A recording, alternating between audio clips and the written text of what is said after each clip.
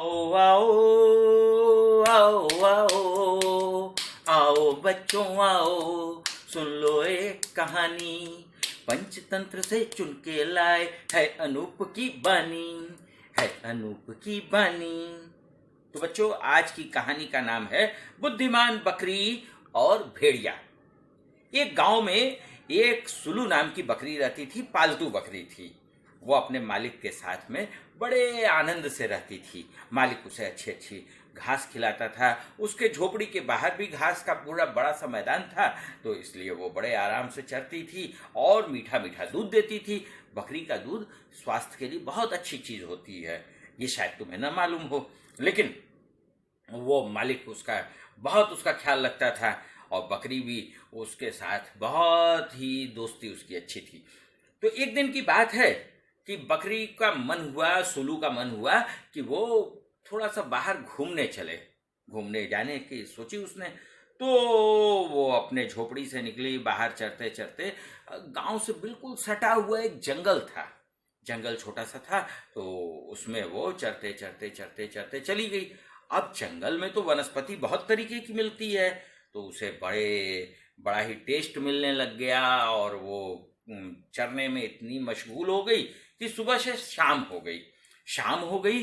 तो उसको लगा कि अरे अरे अब अंधेरा हो रहा है, मुझे जल्दी जल्दी गांव की ओर चलना चाहिए। लेकिन खाते खाते वो जंगल में काफी अंदर तक जा चुकी थी, तो इसलिए वो तेजी से बाहर निकलने लगी। उसके मन में थोड़ा सा डर भी था कि कहीं कोई जानवर उसे देख न ले, उसे पकड़ न ले, उसे मार न दे। तो इसलिए वो बड़ी तेजी से बाहर की ओर भाग रही थी। अभी अचानक जब जंगल के एकदम छोर पर पहुंच गई, तो एक भेड़िए ने उसे देख लिया। भेड़िए ने देखा और उसने कहा, रुक। सुलू रुक गई, एकदम अपनी जगह पर अडिग खड़ी हो गई।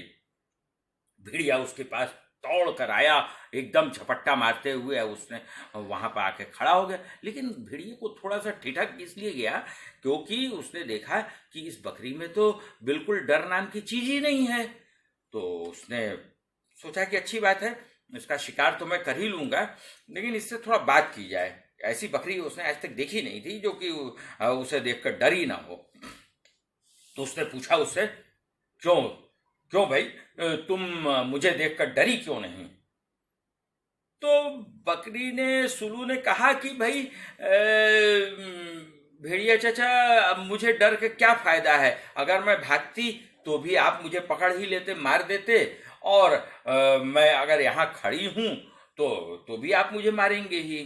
तो मैंने तो सुना है कि जो बहादुर लोग होते हैं, वो जो हंसते हंसते मरते हैं, उन्हें सीधे स्वर्ग मिलता है, भगवान के पास सीधे जाते हैं। तो इसलिए मैंने सोचा कि मैं डरूंगी नहीं और हंसते हंसते आपके चरणों में अपना प्राण न्यौछावर कर दूंगी। भेड़िया को बड़ा आश्चर्य हुआ।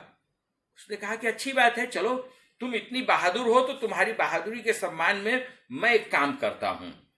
मैं तुम्हें अंतिम इच्छा पूरी करने का वरदान देता हूं। तुम्हारी जो इच्छा हो अंतिम, वो मुझसे मांग लो। तो सुलू को तो मौका मिल गया। उसने कहा कि मैं गाना गाना चाहती हूं आधे घंटे तक। भेड़िया ने कहा, आधा घंटा? क्योंकि हाँ, आधे घंटे के पहले मेरा मन नहीं भरेगा, और फिर मेरा मन भर जाएगा तो आप मुझे जी भर कर खा लीजिएगा, मुझे कोई चिंता नहीं है, और मैं हंसते हंसते आपके चरणों में मर जाऊंगी। तो उसने कहा कि चलो भाई चलो, तुम्हारे लिए आधा घंटा मैं इंतजार भी कर लेता हूं, कोई बात नहीं है। बस सुलू ने गाना शुरू किया।